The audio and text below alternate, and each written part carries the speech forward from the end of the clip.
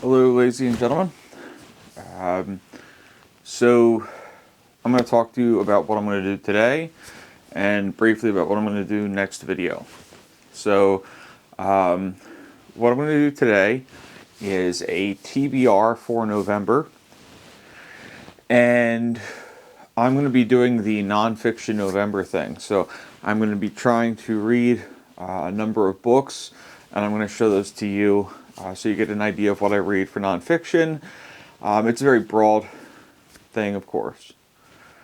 What I'm going to do next time is I'm currently reading the Prostitutes Trilogy by William Beaumont. I'm almost finished that. And I'm going to make a video basically on the depictions of prostitution in fiction and look at fiction by people who were in the sex work industry before. So, if you'd like to see what my TBR looks like, and you're still here, I'm Mark, and this is Several Books.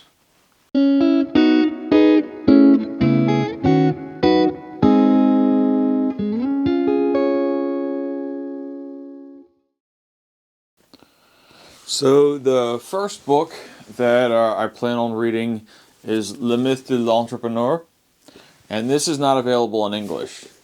Honestly, pretty much the main reason I'm going to read it is that it's not available in English. I like having the opportunity to do things like that. So it's a novelty and a way to use my French knowledge for my own gratification. The book looks interesting.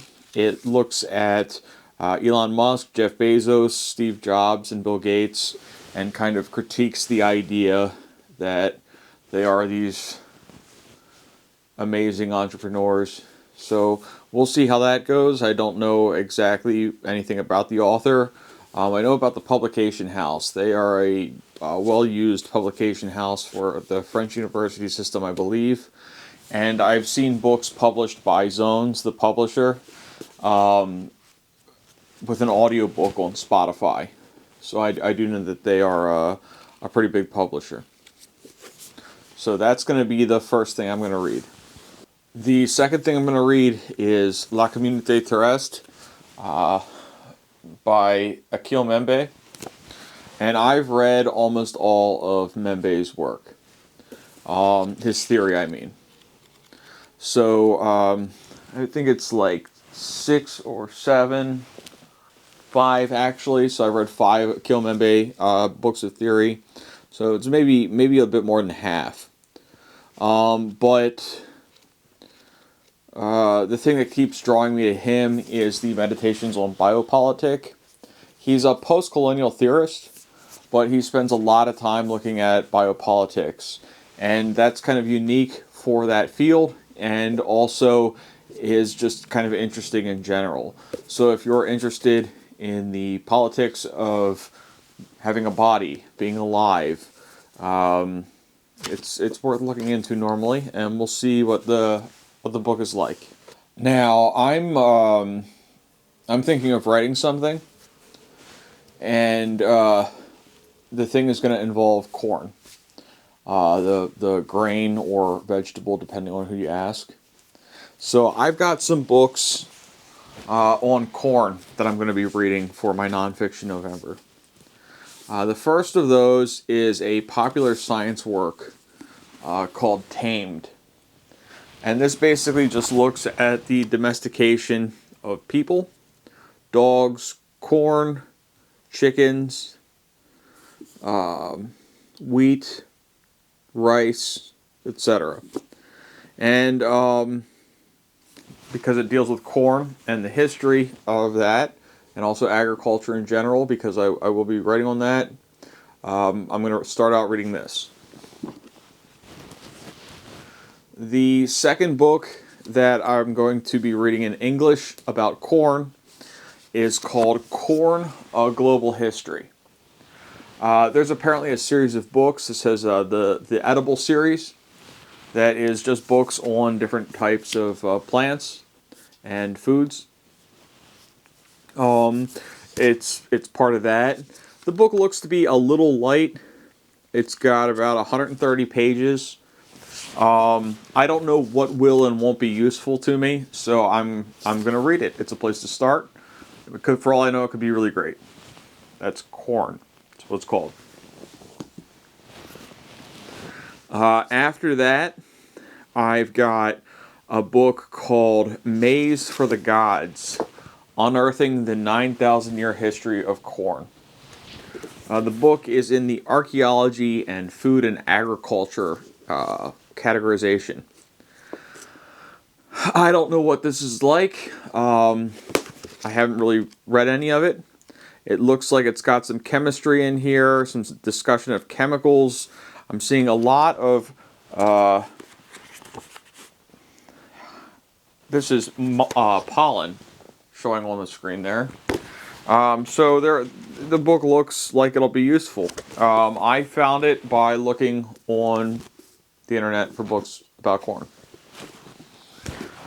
And the last book that I have that I'm going to be reading is called Our Precious Corn, and then there is an Indian word or Native American word underneath.